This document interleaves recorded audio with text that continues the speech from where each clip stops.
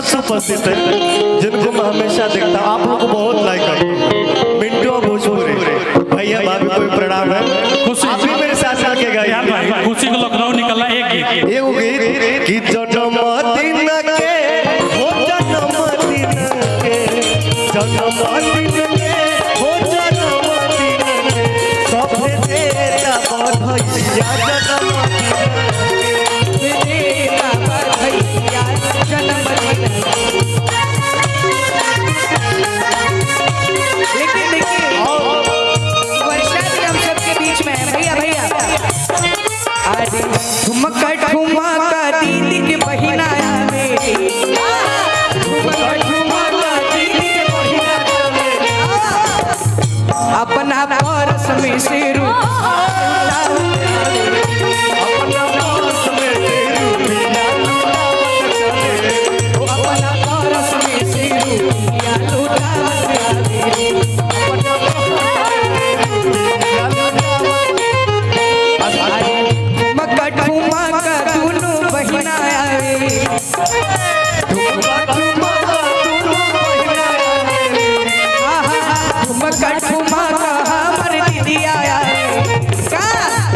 अपना परस में से